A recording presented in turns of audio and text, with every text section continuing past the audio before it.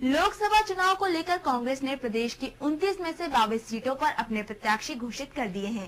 Party ने इस बार कई पुराने चेहरों को टिकट दिया है, तो वहीं कई नए चेहरों पर भी दांव खेला है।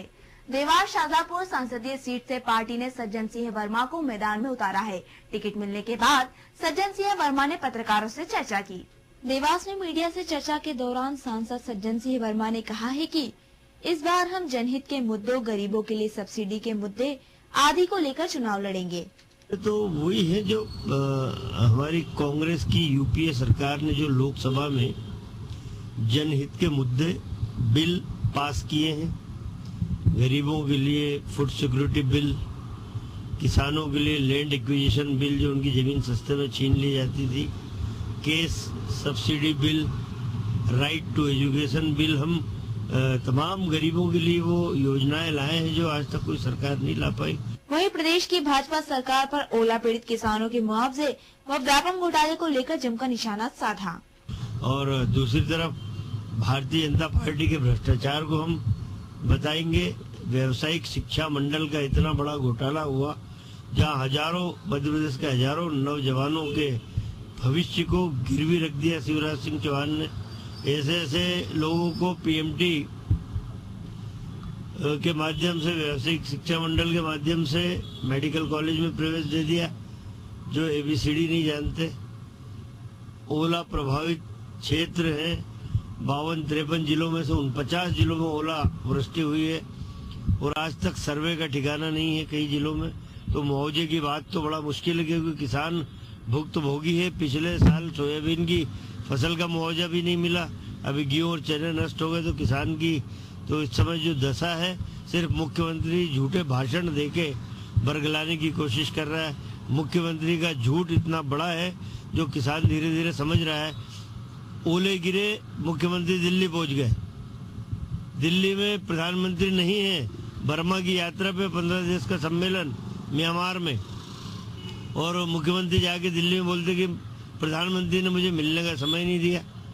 ये सारी बातें किसान को पता चल गई है कि जब प्रधानमंत्री दूसरे देश में है तो आपसे कैसे मिलेगा, और यहाँ आके रोना रोते हैं कि हमें केंद्र दोगली नीति अपना रहा है, किसानों का मुआवजा नहीं दे रहा है। भाजपा की जो पोल है वो भी निश्चित रूप से हम अपनी बात भी रखेंगे और भारतीय जनता पार्टी जो खोखली सरकार है इस समय, बजट में उनके कोषालय में एक पैसा नहीं है। 7,000 करोड़ का कर्जा लेने के लिए तैयार बैठी है सरकार, और मुख्यमंत्री ने कहा कि 2,000 करोड़ का प्रावधान मैंने जो ओलावृष्टि उसके किसानों के लिए मुआवजे के लिए रख लिया, जबकि एक पैसा फूटी कोड़ी मध्य प्रदेश की भाजपा की सरकार के पास नहीं है। और 7,000 करोड़ का कर्जा सरकार के कामकाज चलाने के लिए, किसानों के लिए नहीं, शिवराज लेने की तैयारी में। साथ ही कांग्रेस छोड़ भाजपा में शामिल हुए भागीरथ प्रसाद पर भी तीखा हमला बोला।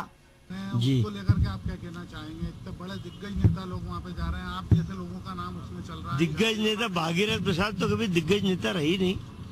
एक रिटायर्ड आईएएस, रिटायर्ड आईपीएस अधिकारियों को आगे बढ़ाना भी मैं कांग्रेस की गलती मानता हूँ कि इस तरह के एलिमेंट जिनके अंदर भावनाएं नहीं होती, ऐसे लोगों को हम आगे बढ़ाएंगे। एक नेता का, एक राजनेता का हक छीन के हम रिटायर्ड आईएएस और आईपीएस को आगे बढ़ाएंगे तो शायद परिणाम इसी तरह के आएंगे।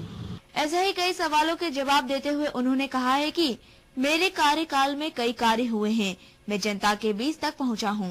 आपके संसदीय क्षेत्र में जिस तरह का विकास होना चाहिए उस तरह का विकास हुआ नहीं, तो क्या कुछ आपका कहना है? देखिए साहब, मैं तो गिना देता हूँ, 4,000 करोड़ की सड़क देवास से ग्वालियर तक सज्जन वर्मा मंजूर करा के लाया। ठेकेदार को कोर्ट में जाना पड़ा, कई जगह भूमि अधिग्रहण करके राज्य सरकार ने नहीं दिया, ये राज्य सरकार का काम है। शाजापुर में रणजीत सागर बांध काली नदी पे मृत प्राय योजना थी, सज्जन वर्मा उसे मंजूर करा के लाया, लेकिन मध्य प्रदेश की सरकार अभी तक उस पर काम करने को तैयार नहीं है। नर्सिंग कॉलेज में लेके आया देवास में, सारे प्रूफ पड़े मेरे पास, आज तक कलेक्टर ने और मध्य प्रदेश सरकार ने देवास में जमीन नहीं दी, नहीं तो हजारों लोगों को उससे रोजगार से जुड़ जाते। गैस, मध्य प्रदेश का पहला ऐसा शहर बनाया देवास को, गर्व की बात है कि जहां घर घर गैस पाइपलाइन के जरिए जाए, उसमें भी नगर निगम से लेकर राज्य सरकार की अड़चन है। तो इस मैं समझता हूँ कि तमाम सारी प्रधानमंत्री सड़कों का जाल देवास शाजापुर जिले में बिछ गया है। 600-700 टैंकर हमने कई गांवों में दिए हैं जहां पे पानी की व्यवस्था नहीं थी। तो अब विकास किस तरह का आदमी चाहता है? ये सीवरेज लाइन के लिए भी 140 करोड़ रुपए देवास के लिए मैंने ला के दिए। इसके पहले 40 करोड़ रुपए लोधरी प्रोजेक्ट के लिए ला के दिए। शिप्रा जल आवर्धन के लिए करोड़ों रुपए मैंने ला के दिया। अब 125 करोड़ रुपए CRF सेंट्रल रोड फंड से ला के दिया। 2 बार टेंडर हुए, लेकिन राज्य शासन ने वो टेंडर कैंसिल करके वो पैसा दूसरी जगह लगा दिया। तो अब ये तो जनता न्याय करेगी कि जो कसौटी है सज्जन वर्मा उस पर सही है, खरा उतरा कि नहीं, और उनके बीच में मौजूद रहा कि नहीं। पुराने सांसदों का इतिहास और भूगोल दो ही देख लो। सज्जन वर्मा हमेशा टीवी या अखबार में दिखता है, गाँव में दिखता है। साथ ही सज्जन सिंह वर्मा ने कहा है कि देश में फिर से कांग्रेस पार्टी का ही परचम लहराएगा।